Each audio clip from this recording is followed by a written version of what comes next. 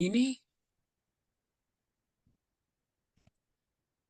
see everybody. Donald, Marka, Ellen. Well, we're all here. Yeah, welcome So everyone. let's rock and roll and look at the Aramaic solution. So this session is recorded and shared publicly to support others in these teachings. And just quick, I'm Yinka and I run Hear My Voice Book Club, which is an inspirational self-development books, and all the events can be found on Meetup. So we've got Michael today. We've been doing worksheets at the 5 a.m. club yesterday and today. On Saturday, we've got Insanity, Sunday, Qigong, and we've got children's meditation, again with Shoshana Avery on 4 o'clock. And we're doing a children's movie night at 6 p.m. on Sunday as well, called If. If you've ever used your imagination, you probably like this film. It's very creative. Not sure if you've seen it, Awesome. Michael. I love that that icon there. And imagination is a girl's best friend. Actually, it's probably one of the most important human faculties there is. And it's interesting, if you do some research in the educational arena, children have just awesome imaginations until about halfway to the end of grade one, and then they're pretty much gone. And the intellectual culture locking kids into their minds, which means out of that other faculty happens. That's just what, quote, the so-called educational world is about. And it's interesting that the word, educate, educare, comes from a root that means to draw out. It doesn't mean to put in. And yet we live in a culture that, we have answers. You have a little mind. We have purpose for you. We're going to fill you with this information and therefore cut you off from who you be as a human being. And the Aramaic solution is to be restored to who you are as a human being. And that means that brainwash needs to be undone. That's definitely a big part of the process. So that's great that you're doing that imagination with kids. One of the things Aria, our granddaughter, is just turning 6 next month, or well, later this month now. And one of the things we talk to her about all the time, because she just has this awesome imagination. And of course, she's going to school, but we let her know that this is something she needs to hold on to, that it's a very important faculty. And so we encourage and support her having that and using it. And it's really pretty awesome to watch what she comes up with as we support that in her. So. And this film is great to explain what you were just talking about the imagination and the importance and how as adults we lose that. So that's at 6 p.m. on Sunday with the children. Cool. Inner children are Okay, welcome. well, thank you for saying that, because I hadn't really read the whole page, and I didn't realize that this was a movie that you're showing. So that's great. I am going to make a note for it about it and make sure to watch it.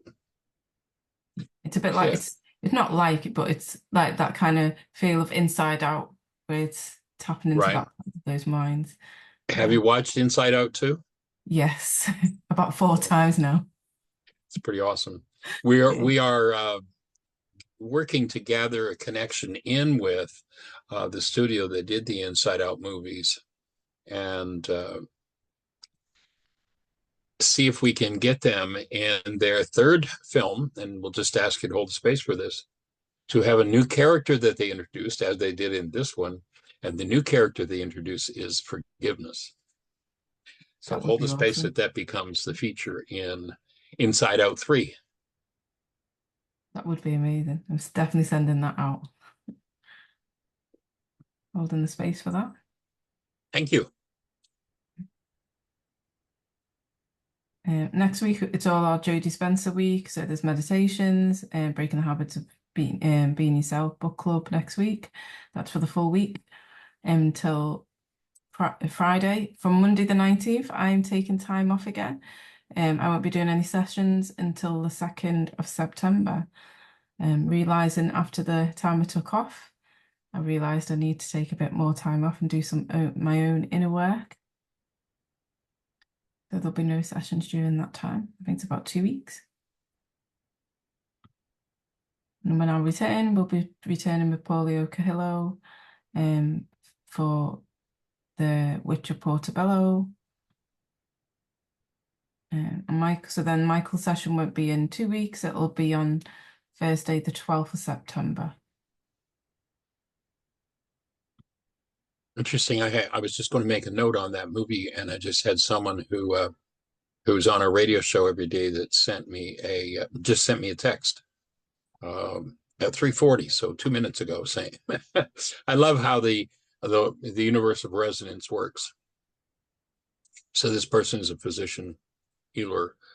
Just sent me a text saying, "Both you and Aria would probably love the new movie Harold and the Purple Crayon. It's all about imagination." Yes.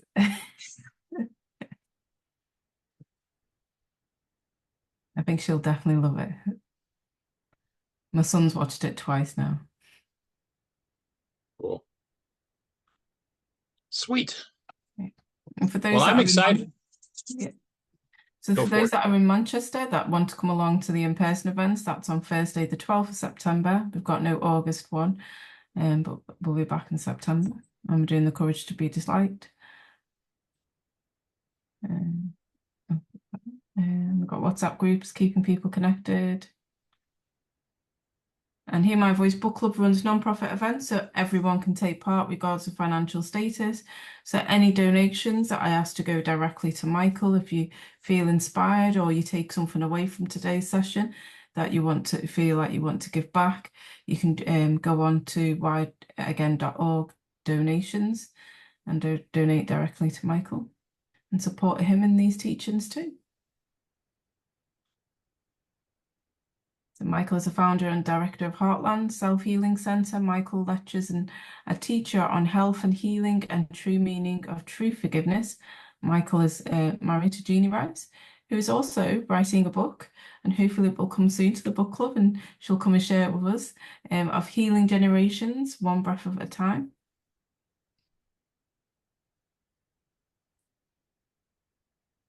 And to remember throughout this session, holding your breath is exactly how you acquire a past about something and carry it with you. Holding your breath attaches the pain of an experience to a reality in the mind. So remember to breathe. If anything is triggered, remember to breathe.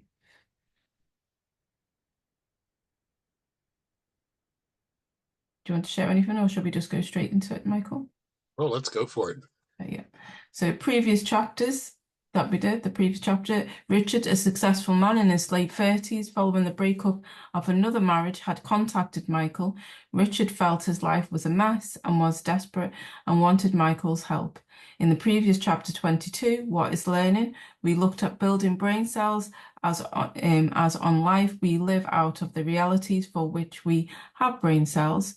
Life does not punish. It only gives us back what we ask for. If the realities we hold in brain cells call for what looks like punishment, life will be limited doing just that, again and again until we change. Just like a computer, when you learn how life works, its creative capacity will open up to you. Putting the reality management worksheet to work in your life will fill in many blanks and answer most of your questions. So when I introduce the Aramaic language and Aramaic ideas to people, and I want to lay a foundation for the idea of the Aramaic, it's an interesting language. As far as we know, there are no precursor languages to it. It appeared fully formed on the planet. It is the root religion, or pardon me, the root language of at least 5 of the world's major religions, though it's not a religious language.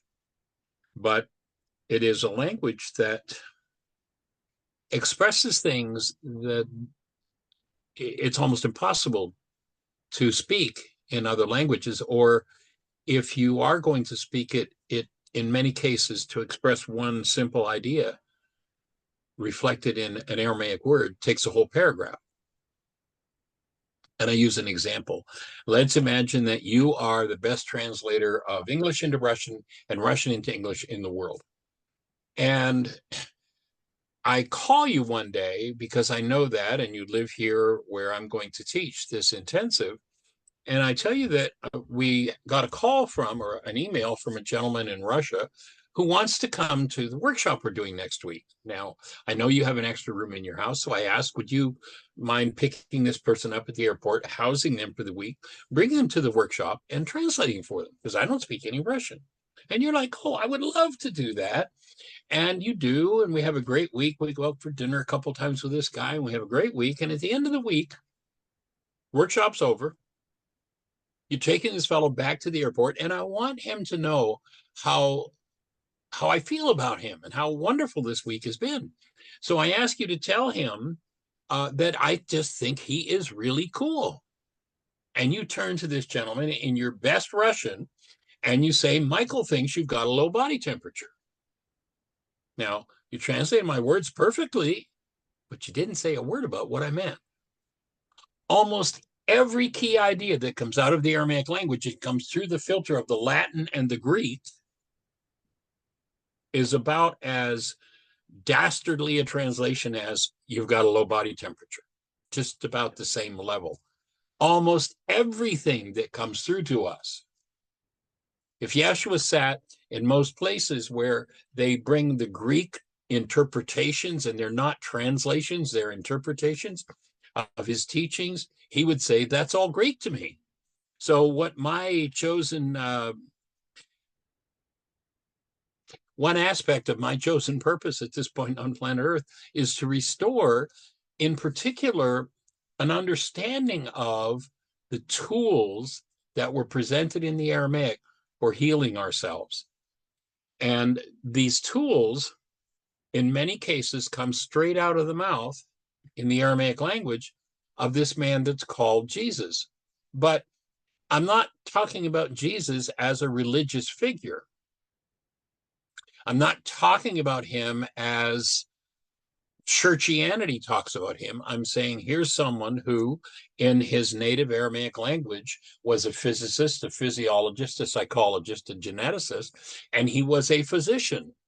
You know, you've heard him referred to as the great physician, and then the Greeks go off and make him into some kind of a magician that does miraculous things that nobody else can do but him, and you're hopeless and helpless.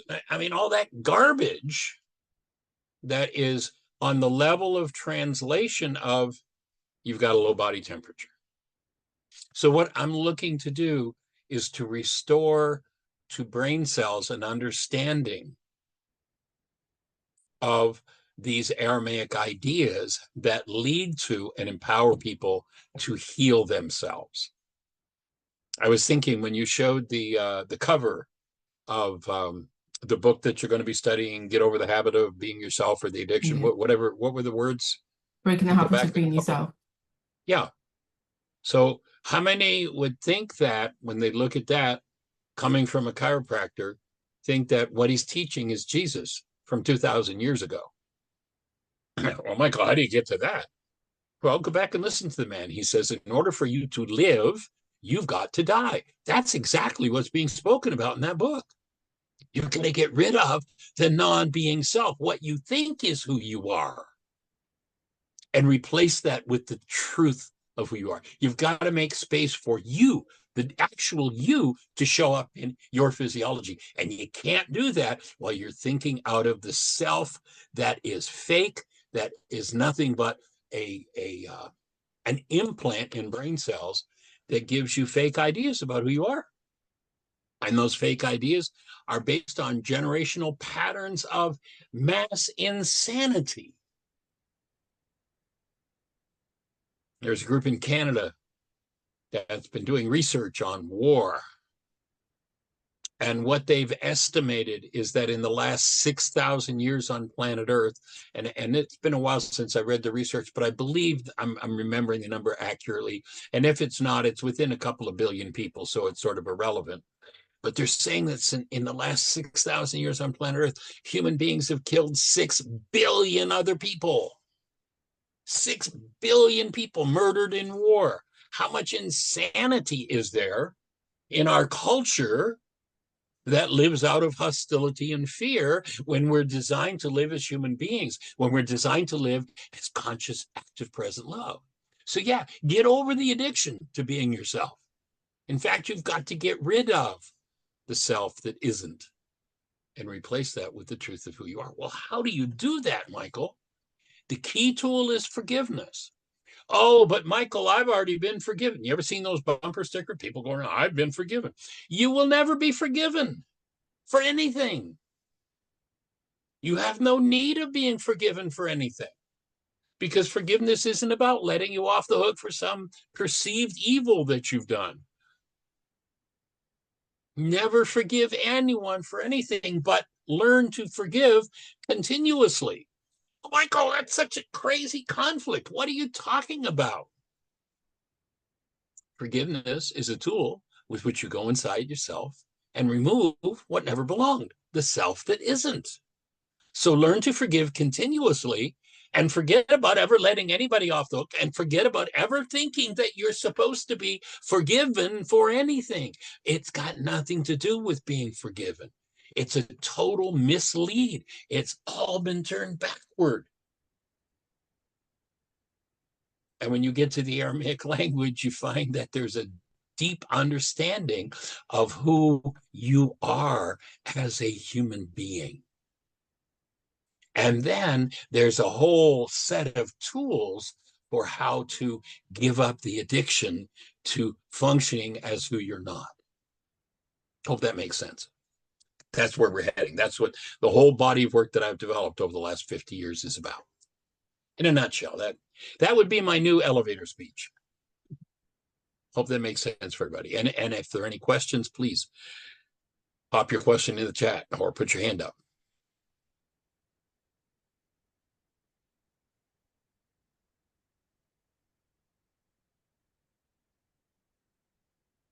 So Richard, I feel the reality management sheet is one of the best tools we have developed for cleaning our conflicting realities. It shows how to forgive step by step. Once you learn it, if you use it regularly, life will never be the same. So the reality management worksheet is the Aramaic solution to life. It's how you reach inside your own body-mind unit and remove everything that never belonged. So there's nothing for you to be forgiven for. There is only the forgiveness of the removal of what never belonged. And what never belonged? Any form of hostility or fear. It never belonged in human experience. So that sounds like a promise I can't refuse. I'm willing, Richard replied, enthusiasm. Tell me more. So how many reality worksheets did you complete since our last chapter? If you didn't complete any, what reasons did you tell yourself why you couldn't do it? No, I know the answer to that question. I've heard this answer from thousands of people over the years. I was too busy. Oh, yes, I wanted to do it. I was too busy. It's the number one drug of the culture, busyness.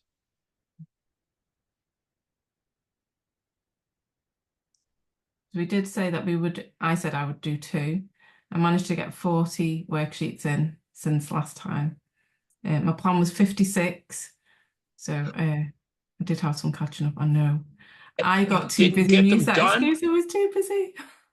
I'm shocked. And why didn't you get them done? Because I was too busy. You were on vacation and you were too busy. Oh, I got it. Okay. Yeah. I understand. Yeah. And that's what it made me very aware of what was coming up. And one of the reasons, not really, but every time I went to do a worksheet, I would fall asleep. So when you Going consciously, unconscious.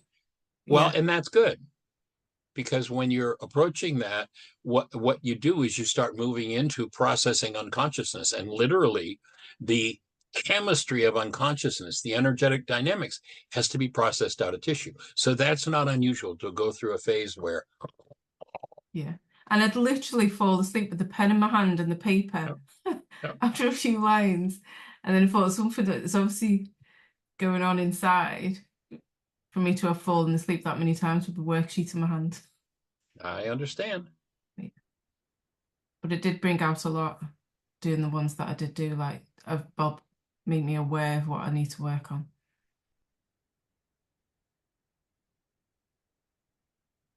So did anyone else get any worksheets done over the last month? And one of the things that we invite you to do, a good place to do the worksheet process, is in the Reality Management Forgiveness app. You know, we have the only forgiveness app in the world. It's free. You can go to your app store and just type in Heartland, one word, Heartland, Aramaic forgiveness, and download the app. And one of the benefits of doing the worksheets on the app is, you know, I'm on step 2 and something about this doesn't make sense. There's a button right there on the page. You just type in and say, this doesn't make sense. What about, how does this work? Hit send. When you hit send, Jeannie will receive that email and we'll read it on the next radio show. We'll discuss it and answer the question and send you back a link to the radio show so you got the answer. So we're doing everything we can possibly do to support you in getting every question you have answered. So download the app. Again, go to your app store. Heartland, Heartland, Aramaic, Aramaic, forgiveness. Download the app and you can do your worksheets right there. And you can save trees. You don't have to waste any paper. And I'll put it in the chat for anybody that wants to go and check it out as well. And we had some powerful sessions at the 5 a.m. club yesterday and today, doing worksheets together as a group. That's awesome. I don't know if anybody wants to share. I was just going to invite you to share, you know, one of the maybe one of the more dramatic experiences you've seen with the worksheet process. One comes to mind for me. There was a woman that did quite a bit of my work back about 35 years ago. This was way before we had the app, but she took the tools, and her father was dying. And I don't even remember all the dynamics that were going on, but the letter I got from her the next week was, because I understood forgiveness, my father lived. And she had been in trauma and turmoil around her father being ill. And as she did the forgiveness work, she got to the clarity where she saw what he needed. That was blind. She was blind to before that. And the doctors told her it literally saved her father's life. Clarity of mind that comes when you do forgiveness, the imagination that comes, the intuition that comes with it is monumental.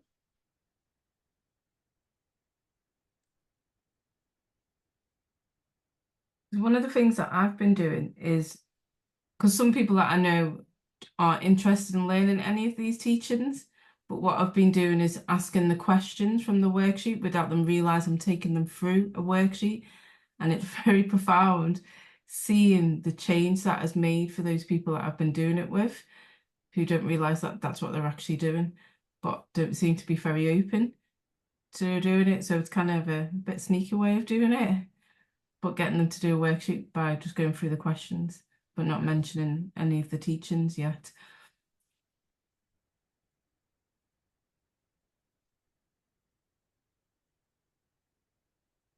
So let's define forgiveness at this point, a la first century Aramaic solution. Forgiveness is a tool for entering into your own unconscious mind and removing dynamics that are stored there that are controlling and running your life, and opening space for you to be freed of that. So that's forgiveness. That's the whole bottom line of that. It's got nothing to do with this Greek idea of, I'm going to let you off the hook for what's happening inside of me. It is a very extremely profound technology, and it's so simple. And that's actually one of the problems with it, because the intellect wants, well, I want some complex answer. I need some big, hairy thing that I can use to do this thing.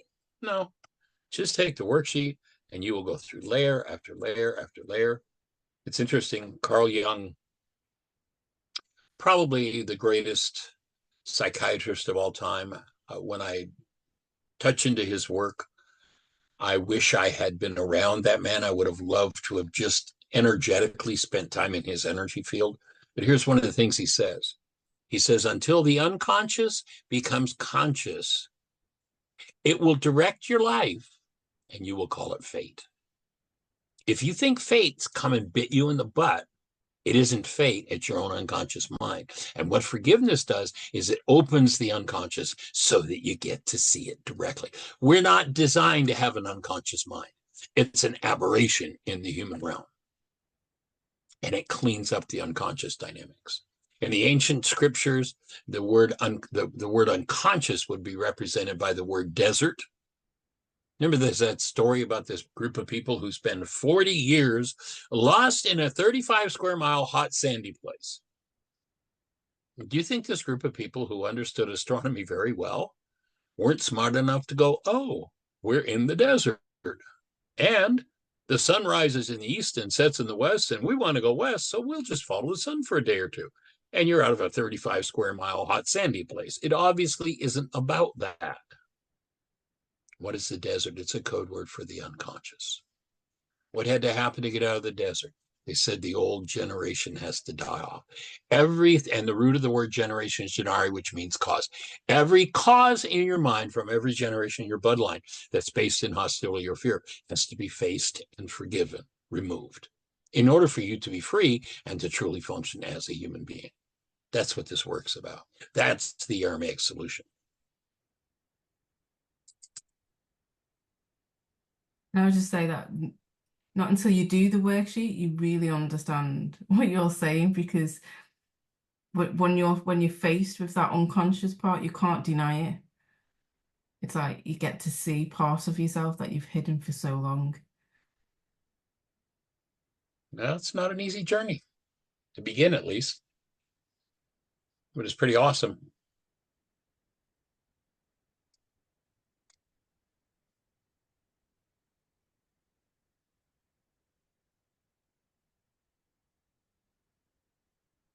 So shabag has been translated into English word forgive. It actually has a more deeper and richer meaning. The word itself translates as to cancel, to let loose, or to untie. As an Aramaic concept, the word shabag means a tool for changing a reality in your mind. It allows access to hidden parts. And when you have access to hidden parts of your mind, you don't have to figure them out. You don't have to forgive them. You just have to access them. Transformation takes place.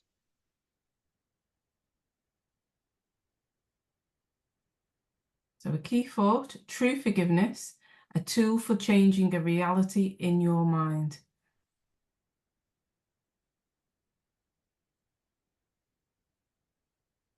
So in our culture, we say forgive your brother. Excuse me. Sorry. No. As though it is your brother that needs to be forgiven for your upset. An Aramaic mind that understood the original teaching of unforgiveness would never say such a thing. What would they say? Richard asked Michael.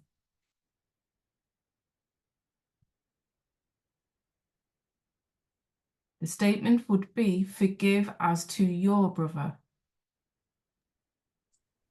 So in Aramaic, you'll never find this man Yeshua saying, forgive anybody. He would say, as we're saying here, forgive. In other words, if you're my brother and you do something that brings up my pain, I don't forgive you in any way, shape, or form. I forgive as to what you brought up in my mind. And so you, as my brother, who shows me the pain part of myself that yesterday I was blaming for hurting me, I now get to, as this shows, embrace you and say, thank you for showing me the parts of my mind that I need to forgive. And conflict disappears.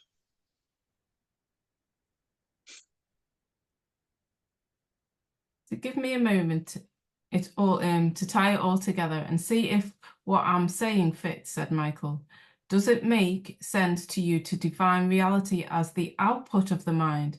Can you accept that we are each responsible for our own realities? If I'm functioning responsibly and you bring a reality, let's say fear, to the surface for me, Is there anything I should be forgiving you for? And when you look at it from that perspective, that whole idea of forgiving other people for what's going on inside of us is pretty silly. But we've been pretty deeply brainwashed with it. So, well, if I look at it that way, no, because I've just triggered your fear, not caused it.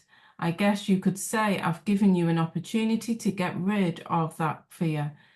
He confided, hey, I've actually given you an opportunity to get rid of something that was hurting you, even though you weren't aware of what was causing pain or disease in you.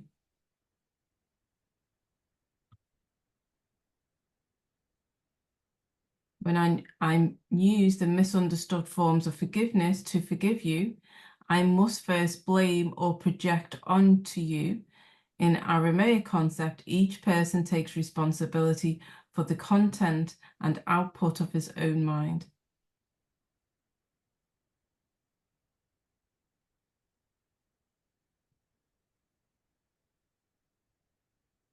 When you engage in true forgiveness, you cancel what you want from your own mind. Strange as it may sound, this allows you your projection to be undone and healing to occur. At first, this is usually a difficult concept to grasp when applied to practical situations because in our programmed experience of the world, it seems like it is other people who make us feel what we feel.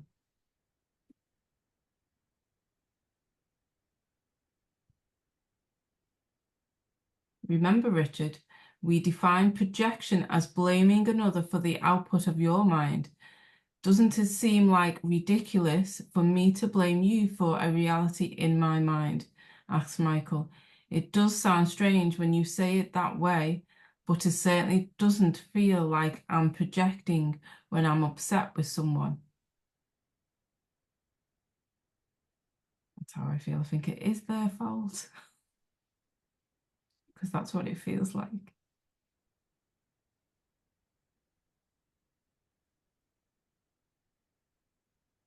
So can you think of a situation with someone you think they are the cause of your pain, that you have a valid reason it is their fault how you feel?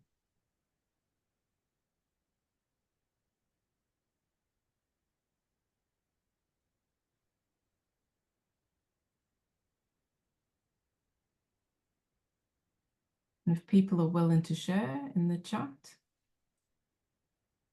and then you can look through it as we go through the rest of the session.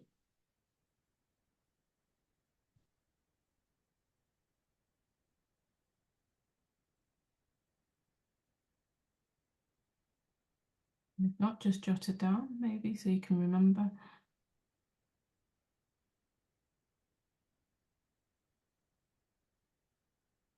Remember to breathe.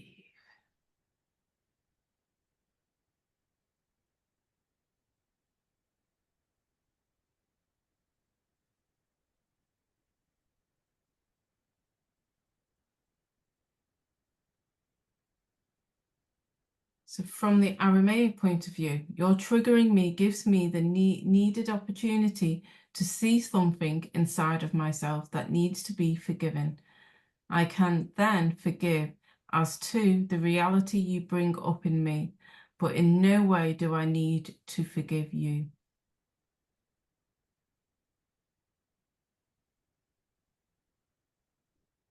And I like this little quote from Teal Swan. The people who trigger us to feel negative emotions are messengers.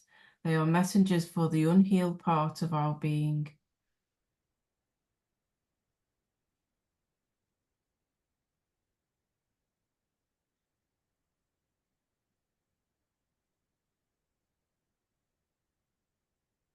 Until the unconscious becomes conscious, it will direct your life. And you'll call it fate. Oh, look what they're doing to me. It's fate. Life must be out to get me. No, life is out to heal you. But to heal, you've got to deal with the parts of yourself that are destroying you. Forgiveness is how to do that. Somebody is going to have to show up to give you the look or whatever it is they do to show you that part of your mind. And you've got to quit if you are, and most people by the age of about 4 in this culture are very devout, very religious, card-carrying members of the one world universal religion of blame. It's all your fault that I'm feeling this. You got to stop lying to yourself.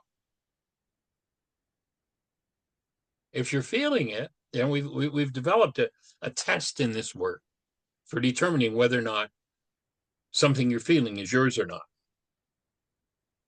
And it can be a tough question to answer, but all you have to do is start to recognize.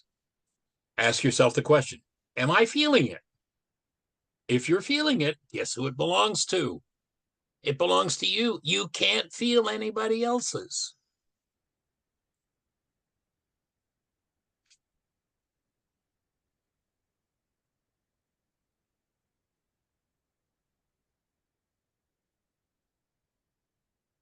So once you understand true forgiveness, as taught in the Aramaic, you will never forgive another again.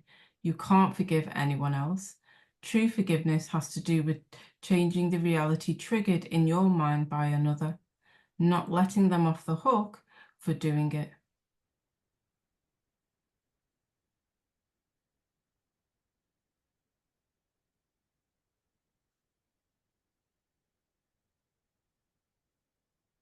So what emotions do you keep repeating? What keeps showing up in your life that is asking for your healing, your true forgiveness? Is there any patterns that are showing up that you want to bring your awareness to? Everybody's so talkative and so communicative today. And all these faces, all these videos we're watching. Not. I'll say something. And I'll come All on right. mine as well. I've just been hiding in the shadows. And it's really nice to meet you, Michael. Thank you for what you do. Delighted. So I've been struggling. I've just been typing in the chat. I've been struggling with a friendship of mine, and I absolutely think she's to blame. And I know that she isn't. And I've been struggling with feelings of like powerlessness, shame, and anger. And as I was writing out, I understand that I knew this before of not having like boundaries. Like as I was writing it, it's like I've been manipulated out of money. She asks for so much, like whether it's lifts or helping with her uni work or helping with, and each time I'm like, of course, yeah, I'll do it. And that's me. That's definitely on me. So I'm stressing myself out. But yeah, when you said people aren't communicating, I just thought I'd just empty my mind. So I was just trying to type it in the chat. So let me ask you a question. Go on. How did powerlessness work in your power person relationship? How often did you feel powerless? How often did I feel powerless? In relationship to your power person? Was probably mom or dad. All the time. Okay. And how often in relationship to your power person did you feel shame? Yeah. Okay. And how often in your relationship with your power person did you feel anger? Yeah. So here's my advice. Stop talking about her and start talking to you about what's going on in your mind, because the powerlessness, the shame, and the anger are the content of your mind. Got nothing to do with her. It's already there, and there's nothing else for her to trigger into activity but that. But notice that, and this is typical. This is kind of the way most of us have been taught to operate. Notice that when you walk away from this arousal of powerlessness and shame and anger, you're having a conversation about her. But it's your mind. You need to have a conversation with you about your mind and why you have this powerless anger and shame in it. And to start learning to delete it, to dump it, rather than pretend that it's caused by whoever you're working with currently. I mean, I didn't really need to ask you about your power person and the powerlessness, shame, or anger. I already knew the answer to it I because needed to hear it. that's just that's the game on planet Earth today. Is let's find somebody else to blame. We are, again, by the age of 4 in this culture, we are virtually all very devout, religious, card-carrying members of the one world universal religion of blame. So the next time you interact with her, walk away from the conversation having a conversation with yourself about what's going on in your mind rather than a conversation about her. And you'll start to change the content of your mind. If you add worksheets to that process, you'll really accelerate the healing process.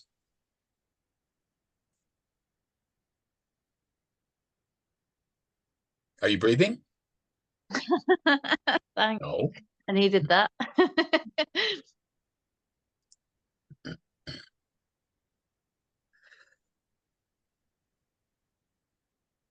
So breathing with you and, recognize that, somebody else can only trigger what's in your mind.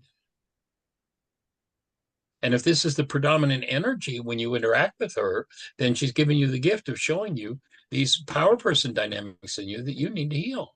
But you can't heal them while you're having a conversation about what she's doing to you and how it's all her fault. And I know the mind says, yes, but you didn't see what she did. I don't care what you did. Look what your mind is doing and have a conversation with you about your mind doing this to you again. Actually, there's a book about that. You can go to my website and you can download it free. If you just go to whyagain.org/book, you can download the book in any one of 9 different languages. It's free. Put the forgiveness process to work and you'll get rid of this powerlessness, this shame, and this anger. It's so crazy because I feel like in the last 3 years especially, I feel like I've done so much healing work in relationship to my mom and in relationship to my dad, but obviously not. No, you're right. Mean... No, you have done a lot of work. That's why you're able to see this on a whole different level. If you were just in oblivion and unconscious, you'd probably just go, smoke a little more dope or have another shot of coffee or caffeine or sugar or alcohol or whatever, and just go on into oblivion. But you're becoming conscious of what's going on. And that's a good thing. It's not Dr. Feelgood, but it's a good thing. It's part of the healing process. So you're right on track. And it's not an overnight process as well. Say it again, Yinka. It's not an overnight because sometimes we expect it to be, oh, I've done this, and then it's done, it should be done. It should be healed, and that's it. Levitating down the street. Here's what I guarantee. If you went and spoke to your power person and you said, gee, mom, or gee, dad, how does your life look like powerlessness, shame, and anger? They'd go, And if you went and spoke to grandma and grandpa, who was her or his power person, and said, how did shame and anger and powerlessness look like your life? They go, it's been going on for a long time. It is not going to be resolved overnight. You have to start to become conscious of it. You have to stop functioning out of the good old family feeling, which is, well, this is just the way it happens in our family. And you need to start to change your mind. You can't change your mind while you're thinking and speaking about somebody else. You can't do it.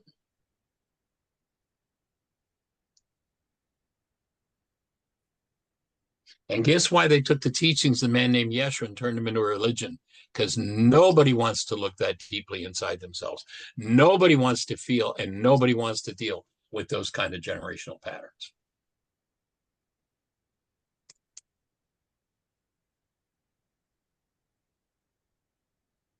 So congratulations. Nice work. Holding the space and supporting and going to the next level.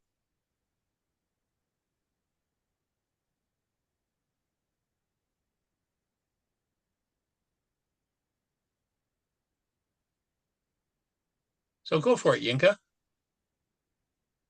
So a key thought, doing the same thing repeatedly and expecting the different result is a good definition of insanity. That Not the comes from insanity you Einstein. do at Thank you, Albert. weekend.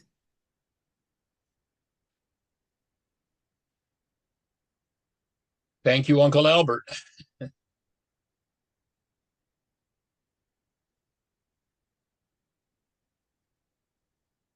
So in what state of mind have you been most intelligent? When in a state of fear, anger, or frustration, or in a state of love? When is your mind in the being most intelligent?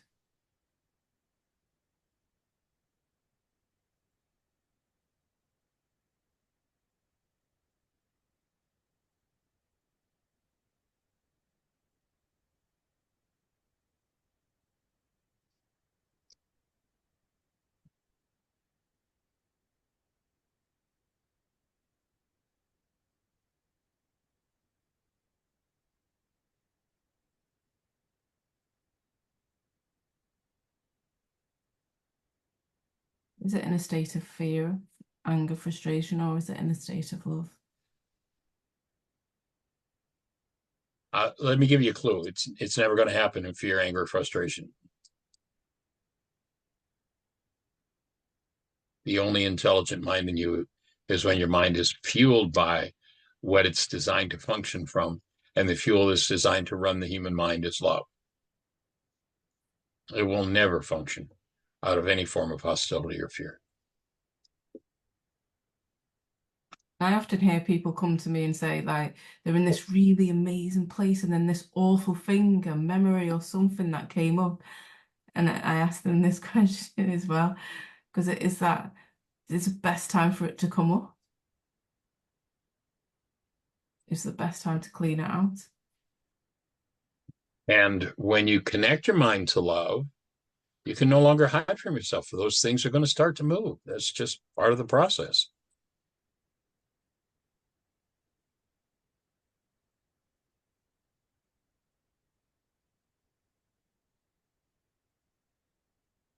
I think sometimes you can have that rose-tinted glasses because when you talk about Dr. Feelgood, it's like when I'm in this loving place, everything's going to be perfect and I'm going to be all healed and nothing else needs to come up and I'm going to skip down the street and everything's going to be happy. And I think sometimes that can be the delusion of what real healing actually is. Beautiful dreamer, come on to me. Da, da, da, da, da, da, da, da. You know,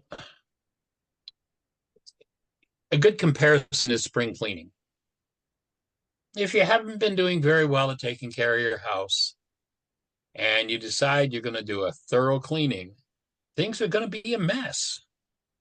The trash can's going to be overflowing. The dust is going to be flying. And that's just part of the process. If you come from a long line of generational deniers and you say, I'm going to be the early adopter and I'm going to start to clean the trash out of this thing, it's going to be interesting. It's going to be messy for a while. It's just part of the process. But the rewards are beyond comprehension. Yeah, I was on the radio show today. There was a woman called in. She's a therapist. She's been doing this work for 5 or 6 years now. And when she first started on our radio show and started working with these tools, she had been on antidepressants, anti-anxiety medication for years. And was like, this is just the way it's going to be. And she got off of her medication, I think about 2 years ago, totally free of it. Not supposed to ever be able to do that, but she did. And she was sharing there was a situation going on with her son. Don't need to get into the whole story, but her son was very angry with her. And in the past, she'd have been crushed because her son was angry with her. And she spoke about her son being angry is just, well, matter of fact, his stuff is up. Oh, well, he's going to get the opportunity to heal. And she's totally centered and focused. And it's cool. My son's angry with me. Because she understands her son isn't angry with her. Her son's just angry. And when somebody's angry, they're angry because there's anger in their minds. And they can put it into their brain's image of anything or anybody. And it's okay with her now that her son puts his anger into his brain's image of her. There's no disturbance in her about that because there's no disturbance left in her about that. She's worked through it. And that's what it takes to get that kind of result.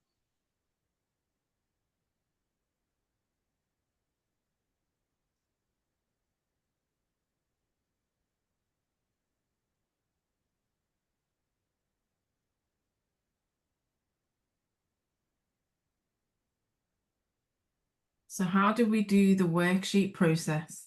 I don't have a clue what subject to do it on. Do you have any suggestions? Richard asked Michael with enthusiasm. Let's explore the waitress picking up your cup of coffee in the restaurant. I think some of the things revealed in the conversation will be useful to discover how your mind produces its "why is it happening to me again" experience. It should be fertile ground for finding material for several productive worksheets. And if you wasn't here, that is from chapter 6.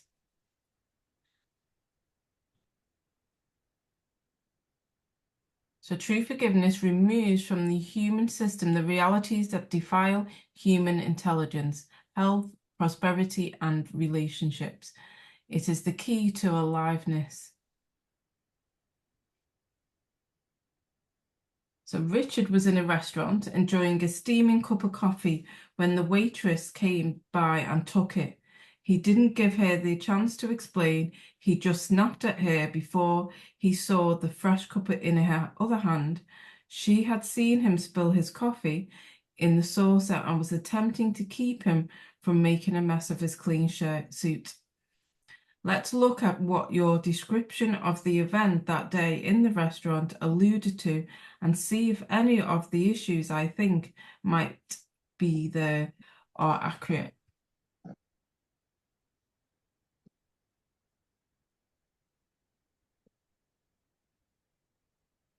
So for instance, Richard, when you were small, were there brothers or sisters that your parents favoured over you, perhaps to the point they gave your toys to them?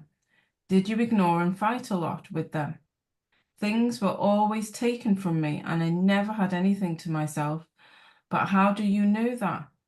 I don't see how you figured that out, Richard sounded bewildered. Michael explained, I didn't know it, but I suspected it when you told me in rough detail about the waitress picking up your coffee.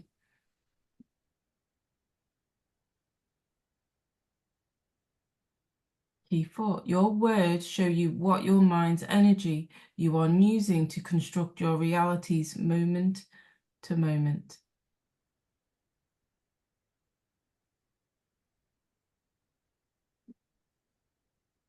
So almost everyone experiences their own internal reality in place of what is happening in the world.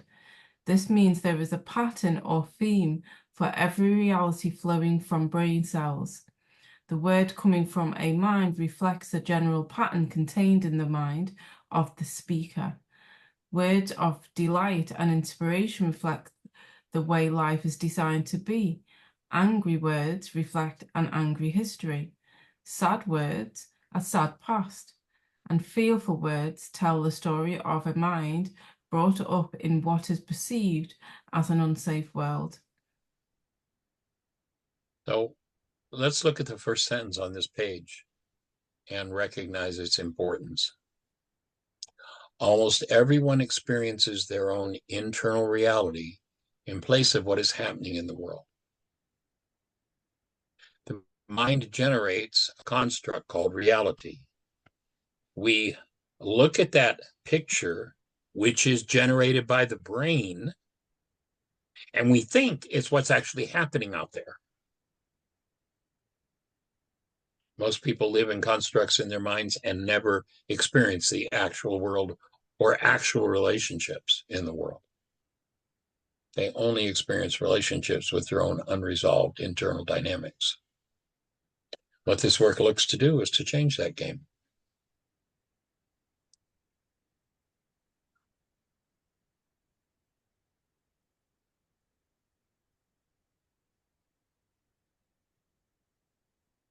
So listening to people speak about any reality in their mind gives you a great deal of information about what has happened in their past. The output of a mind is always based on the content of that mind and may or may not accurately reflect the external world, the world of actuality. Our objective with this work is to have you actually have you living in actuality rather than just constructs of the mind.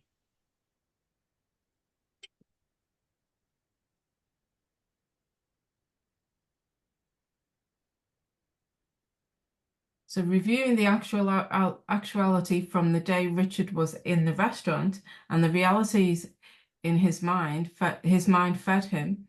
He had experienced the actuality of a waitress picking up a cup of coffee. His mind fed him the reality from the past that something was being taken away. When someone takes something from him, reality surfaced because it was in him to be triggered, not because the waitress took his coffee. Richard thought that people take things from him was a filter through which he viewed life, and this was his opportunity to use true forgiveness to change that reality in his mind. Does that make sense for everybody? Any questions?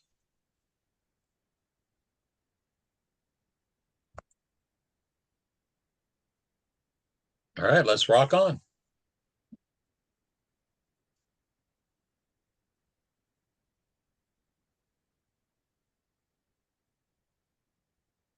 So when Richard attacked the waitress without her having a chance to explain, you would likely attack that quickly. Only if you had built a reality that says something, attack first, don't listen. If you listen, you will lose.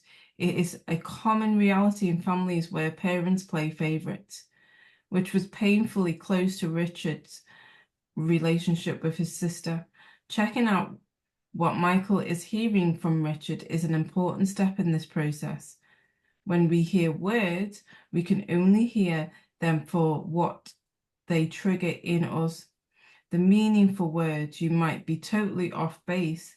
The key is what the words trigger in you, not what they mean to the other person.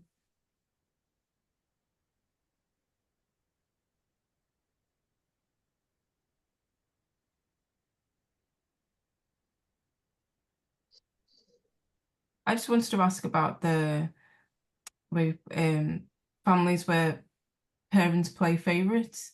Right.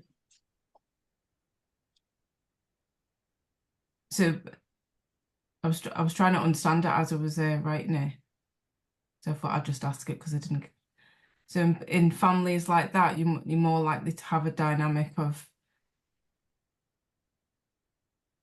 Yeah, let's just follow through with Richard here. So he's told us already that things were taken from him. He didn't have things of his own. So how many times do you suppose at 2 or 3 or 4 or 5, when Richard wanted something back and there were favorites played, he was told, well, your sister's got that now, so you can't have it. What's wrong with you? Why can't you share with your sister? And on and on and on. So what does Richard learn? Well, I'm just going to go for getting my toys back. I'm not going to talk about it because these adults are just going to beat me down with their words. So that would be the kind of reality, that would be an example of the kind of reality that would be established in his mind. So what does he do? Bang, he just attacks. And so what we're inviting Richard to do is to recognize that he's living in a world where the filter he sees through is things get taken from me. I don't have anything of my own. So here he is sitting in a restaurant, coffee spilled in his cup, and the waitress, being concerned about him, is going to support him in keeping his shirt clean. Goes over to pick up his coffee cup to replace it with a fresh cup.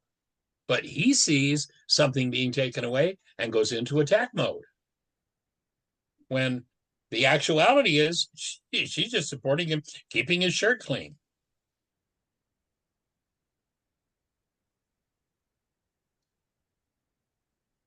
Can I ask a question? Please do. I understand in the context of this example why it's clearly a trigger from his early programming. And I suppose because I'm relating it to this thing that I'm trying to resolve within me. It's like I know that I know that I was manipulated for money. It wasn't, I didn't, yeah. And do you know what I mean? It'd be like the waitress did actually take his thing. Like this was something that he misinterpreted because the waitress had good intentions.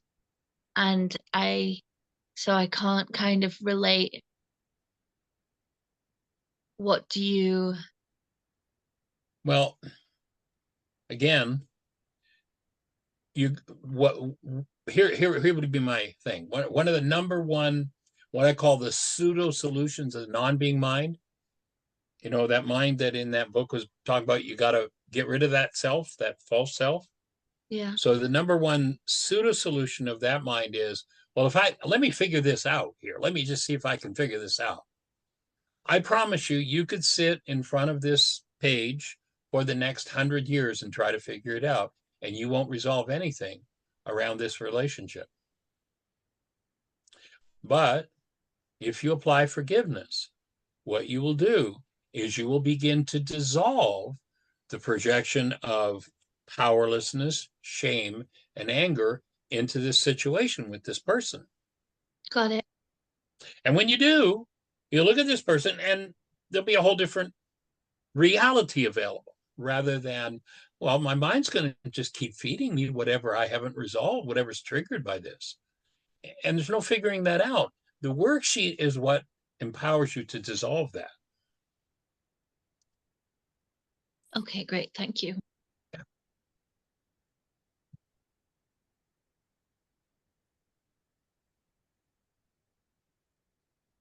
So words are a topic we could spend hours on, and in Michael's intensive workshop, he does that. A good practice is to observe the words you speak. If you see yourself using words that are not in support of what you truly want to create in your life, use the tools to change your reality structures and your speech.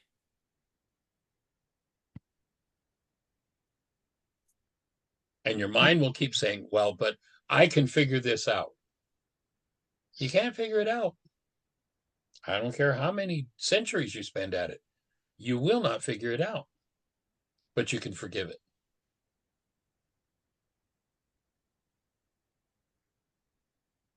And if anybody wants to dive deeper, Michael does actually have still point breathing. Is that next week?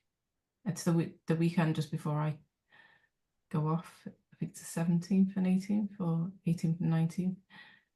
If you wanted to dig deeper. Saturday and Sunday is the Still Point Breathing Club.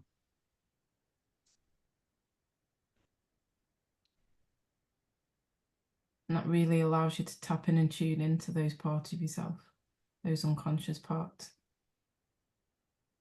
I can't make that, unfortunately. I'm at medicine, but I'll just keep doing this stuff and keep going. Yeah. Thank you. That's what it takes.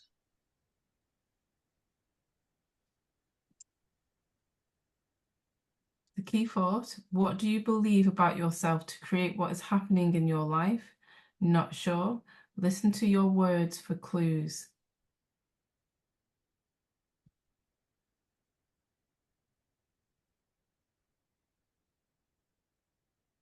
So let's just do a quick run through of how this whole game of pretending somebody else is the problem in your life works. Somebody shows up, does a behavior that triggers something painful in me. That pain starts to move, and I start thinking about or speaking about how they make me feel this. Now, I'm feeling this because it's inside of me. But when I think or speak as though they're the cause of what I'm feeling, then I have to hide or dissociate from the real cause. And I make up a picture. How do I make up that picture? Whatever I've dissociated from. You made me angry. Well, I just hid my anger and the cause of my anger from myself. Now this person's going to trigger that hidden part of my mind, and I will literally use that very data based in anger to build my brain's image of them. And so they show up in my mind. Literally, my mind hallucinates a picture of them with my anger attached. And I'm sure it must be theirs because, look, I can see it in my mind. But I'm feeling it in my body, which means it belongs to me. But I got this picture. The picture's a lie. You got to learn to collapse the lie. Anytime there's hostility or fear, your mind is in a state of denial, dissociation, and therefore projecting what it is that you don't want to deal with. You've got to collapse that projection. How do you collapse that projection? You'll notice you're never upset with somebody unless you're just a generally miserable person. You never play that game of upset unless somebody is not fulfilling the goals you have for them. If everybody's doing everything you want them to do, notice you're pretty happy with them. But when they come along and they don't fulfill this goal, that's when the upset comes. That piece of information is the key way into healing your mind. It's the goal that I'm holding that when I load it in my mind causes my mind to use my pain to build the projection that it's all about them. I've got to collapse that lie, that projection. And that's how you do it, is you cancel the goal. That perception driven by that goal collapses.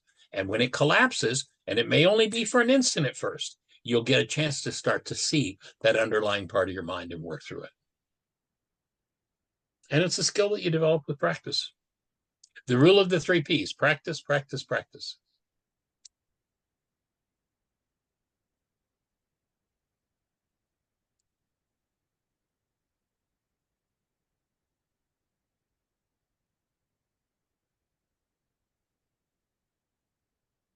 So do you have any thoughts about a topic for your worksheet?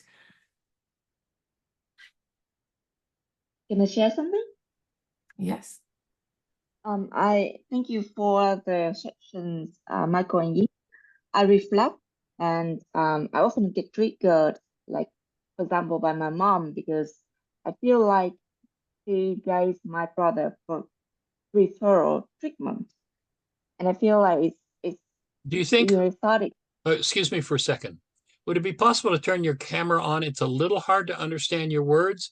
And I think if I could see your face and your lips move, I'd be able to understand you a little better. My camera is on. Can you see I me? can see it. I can see it.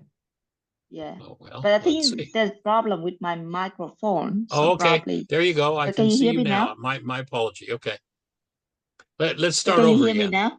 Yes, you're loud and clear and I can see you. Okay, cool. So I think my mom gave my brother preferential treatment because I grew up in Vietnam where there's gender inequality. Right. And I have been projected that, he always gives more things to my brother than me. And I feel resentful for that. And I grew So up let me ask you to hold your thought there. So here's my offering. You don't feel resentful for that. You just feel resentful. There's resentment in you. Yes. So now I can take that. Notice that you can take that resentment and you can put it into your boss at work. You can put it in your main image of the guy on the subway. You can put that resentment anywhere. At this point, you're putting that resentment into the situation that you're talking about. So the idea of forgiveness is that when you start to collapse those pictures, that my resentment's about this, then you begin to be able to confront that energy of resentment directly. And that's when you can dissolve it and then remove it from your structure. That's how you change things. And correctly, the resent me. So I have to learn to forgive or Your microphone's cutting out. so if I It is cutting out. Your microphone's cutting out. okay. Do you want to do it again? See if it works. Let's try again. Can you hear me? Go ahead and share what you were going to share, and let's see if we can hear you this time. me now? So Yeah, I type go on the ahead chat. and keep sharing. I can't tell whether your microphone's working. If you want to just go ahead and start to share what it was you were going to share, I'll let you know if the microphone's cutting out. If you only say 2 or 3 words, I can't tell. So what I meant, in order Yeah, your voice is gone. No, it's breaking. Is there a loose plug on your microphone, or okay, on the chat. maybe if there's a microphone in your computer, maybe if you unplug your headset and just try directly, maybe we'd have more luck. You want to try that? Can you unplug your headset?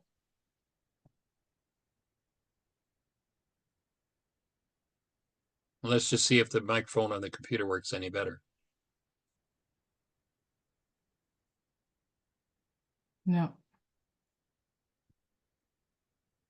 Can't hear anything. No, now it's gone altogether. You're on mute, Jamie Lynn. Oh yeah, you're on mute. Oh, hit the mute button. There you go. No sound. Okay. Hit your mute button. Yes, I am Oh, there we unmute. go. We can hear you. Okay, cool. Sorry. No, Great. just saying like, so if I understood you correctly, so the way to overcome it is to forgive myself, or like, No. Never, ever, ever, ever, ever forgive yourself for anything. Here's what forgiveness is. Okay. I have a goal. mhm, That goal causes my mind to build a painful reality. In the Aramaic language, the word forgive is shabag, and it means to cancel. When I cancel the goal, it collapses that reality. And that's when I get to see what's underneath it in my own mind. mhm. That's forgiveness in Aramaic. It's not about forgiving yourself or forgiving him or forgiving her. It's about Mhm. collapsing these false pictures in the mind and accessing directly what's underneath them. And the way you Okay, do got that it. is by doing that worksheet process, that forgiveness reality management worksheet process. Does Okay, that make thank you sense? so much. Yeah, I Okay, will look great. into the worksheet. Thank you. Okay, awesome. And there are several examples on Yinka's site where we've actually walked somebody through the whole worksheet process step by step. So you can go and access those and watch those, and you'll see how the worksheet is done. There are full instructions there. Okay, go for it, Yinka. And every week that Michael's here in the 5 a.m. club, we do worksheets together as well. Cool.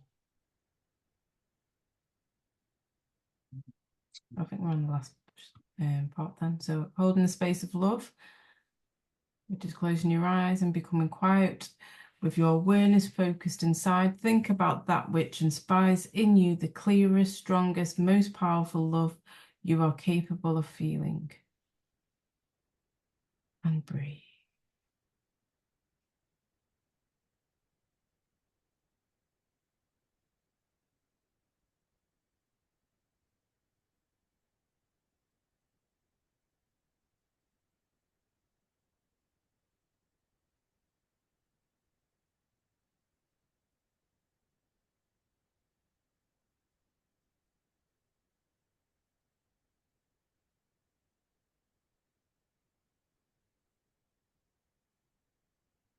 So has everybody got a worksheet that they could do, a topic for their worksheet? Maybe a trigger showing up for you today that you can take away and do a worksheet on?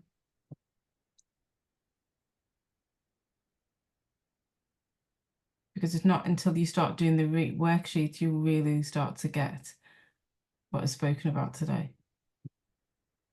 That's what it takes.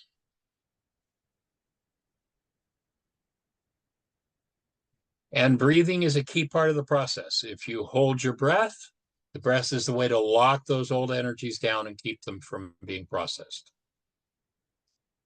And so chapter 24, Work It Out with Your Best Friend, will be on Thursday, September the 12th. We've got a whole month to go. I'm glad to hear, young lady, that you're taking care of yourself, taking time to do your work. And So we'll see everybody on the 12th of September. Thanks for joining us. Remember that, if you have questions, our radio show is from 1 till 2 o'clock Eastern time, 5 days a week. You can call into the radio show by calling 563-999-3581, 1 till 2 o'clock Eastern time. Or if you don't have access to a US phone, then you can go to our website, whyagain.org. There's a microphone in the middle of the page. Hit the microphone, drill down. It'll show you how to listen to the show on your computer and ask questions from there. So thank you all for joining us. Thank you. Have a blessed one. Delight to be here. Blessings. Thank you, Michael. I'm just going to play us out with some music. Thank you. Honored, delighted. Thank you. Thank you, Michael. Thank you, Yinka. Thank you for lending us your ears.